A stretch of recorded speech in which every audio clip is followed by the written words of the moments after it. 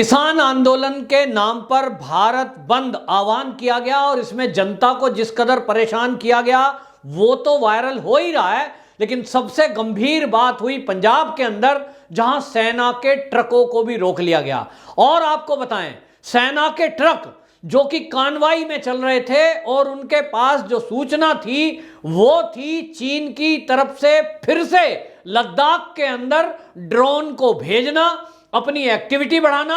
और अभी हाल ही में चीन के जब ड्रोन आए हैं चीन की तरफ से, और ये देखने में आया दौलत बेग ओल्डी और पूर्वी लद्दाख के एरिया में कोराकोरम दर्रे के पास जिंगला पीसू हार्ट स्प्रिंग, इस एरिया में फिर से उसने अपने स्थायी बंकर बनाने शुरू कर दिए चीन की सैनिकों ने।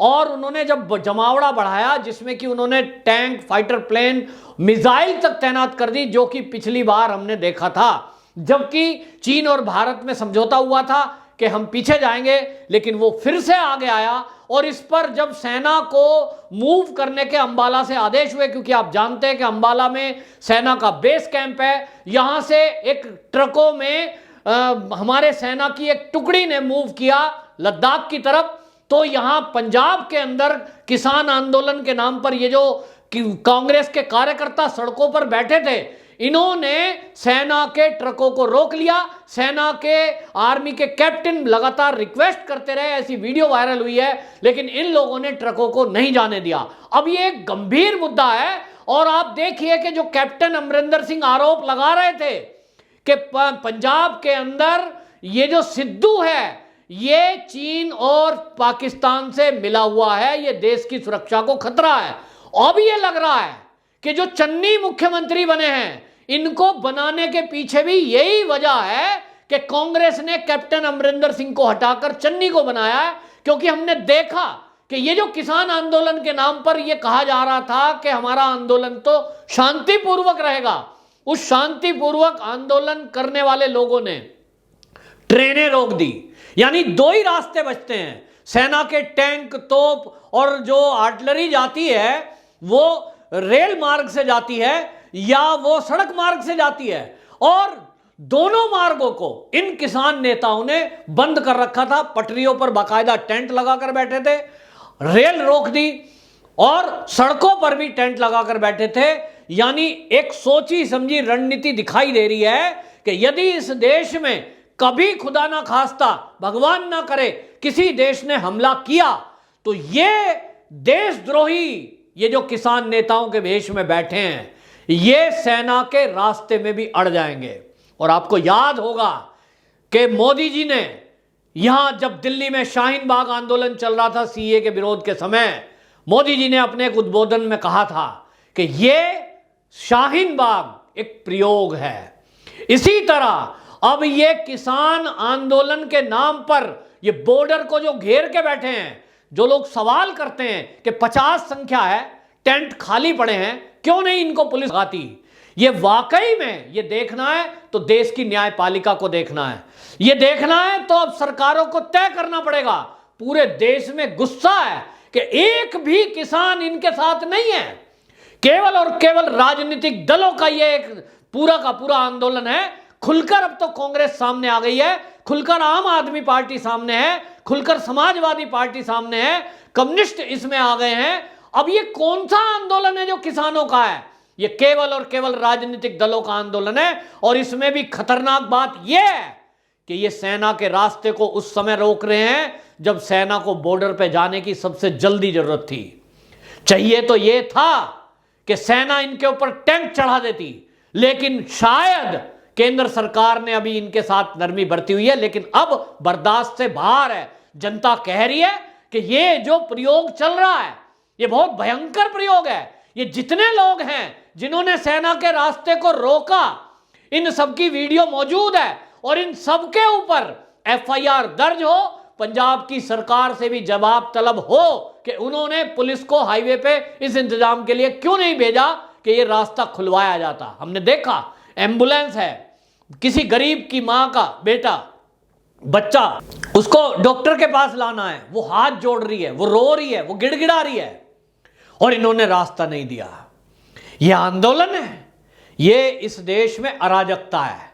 तो क्या मोदी जी को अब चाहिए कि इन अराजकता फैलाने वाले, देश विरोध का, ये देश विरोध में इस तरह के काम करने वाले, जिन्होंने सेना के ट्रक को रोका, इनको आप और बढ़ावा देंगे या इनको अब कुचलने का काम करेंगे? क्योंकि ये सीधा सीधा देशद्रोह का मामला है। यदि आप हमारे देश के बॉर्डर पे जाती हुई सेना के रास्ते को रोकते हो, इससे बड़ा देशद्रोह और कौन सा होगा भाई? इसका मतलब तो ये हुआ, कल को अगर चीन हमला करेगा तो ये चीन के टूल किट पे तो काम ही कर रहे हैं। कांग्रेस का तो खुलासा 2008 के समझौते से हुआ। अब ये लग रहा है कि कांग्रेस का जो राहुल गांधी सोनिया गांधी का समझौता चीन से हुआ था, उसके अलावा जो बाकी विपक्षी पार्टियां हैं, इनका भी चीन से समझौता हो गया है। और इसलिए आप देखें कि जब भी कांग्रेस कोई बात उठाती है, ये सारे एक सुर में बोलते हैं।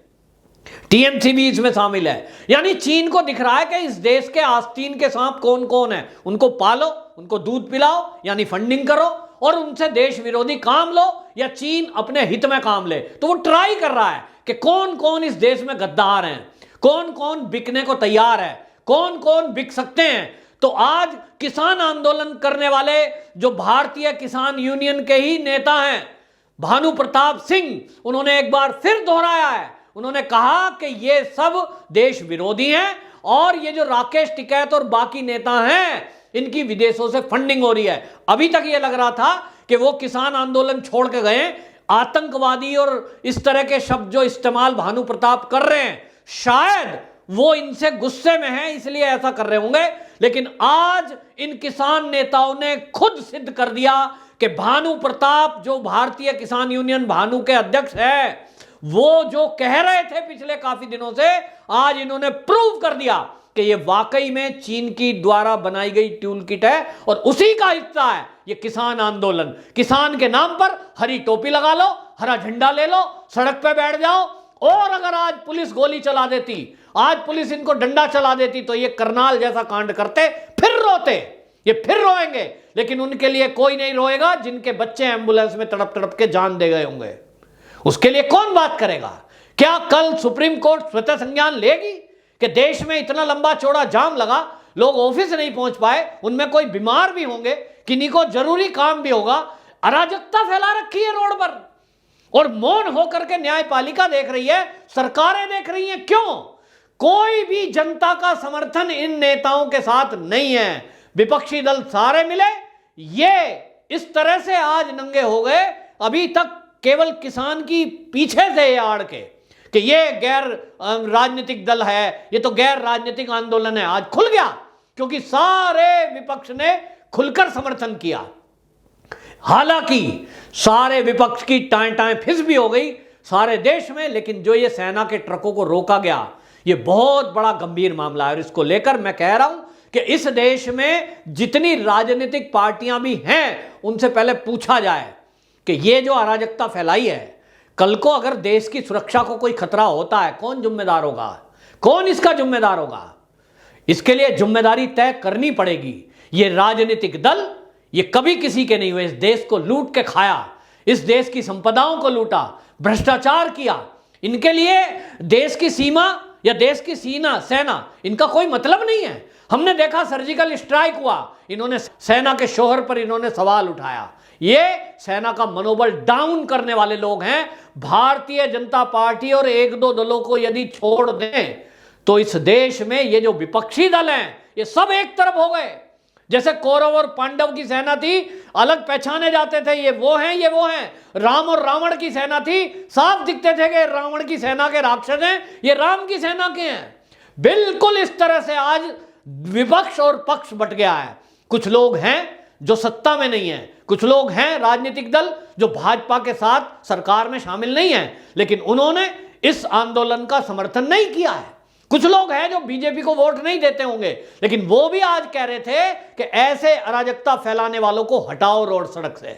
आज जरूरत है हटाने की, लेकिन हो यह रहा है कि आज जो इन्होंने किया, अगर इनको इसी तरह छोड़ दिया, निश्चित रूप से देश की सुरक्षा के लिए बहुत बड़ा खतरा पैदा हो सकते हैं। ये जो प्रयोग किया गया है, आपको बताऊं, ये कम्युनिस्ट के ब्लड में है। कम्युनिस्टों ने चीन के 62 के हमले के समय भी इसी तरह चीन के पक्ष में काम किया था, ब्लड देने को मना कर दिया सैनिकों को, कह दिया साहब हमारे एजेंडे के विरुद्ध है ये। मतलब आप सोचो कि जो देश की सेना के लिए, सैनिकों के लिए ये कहे कि इनको मदद करना ये हमारे एजेंडे से मेल नहीं खाता, कैसा एजेंडा है इनका, कम्युनिस्टों का। और आज ये कम्युनिस्ट और कांग्रेस मिलकर इस देश की सीमाओं को भी खतरा पैदा करने में लगे हुए हैं। यह आंदोलन नहीं है, ये चीन के पैसों पे चला हुआ एक फर्जी आंदोलन है। इसको कुचलने की पहले जरूरत है। आस्तीन के सांप नहीं कुचले गए तो ये बॉर्डर से पार बैठे हुए जो दुश्मन है और आतंकवादी हैं, इनको कैसे कुचलेंगे? इनको सेना मार सकती है क्योंकि सामने है और ये पीठ के पीछे हैं। जिस तरह से कश्मीर के अंदर पत्थरबाजों को ये कह के छोड़ दिया गया, ये भटके हुए नौजवान हैं, उनको सहारा दिया गया इसी विपक्ष के द्वारा, वही विपक्ष आज इनको किसान नेता और अन्नदाता जैसे शब्द देकर इनको सहारा दे रहा है। ना ये अन्नदाता है, ना ये किसान है, ये राजनीतिक दलों के सदस्य हैं। तत्काल इनको कार्रवाई करो, सड़कों को खाली कराए सरकार। वंदे मातरम।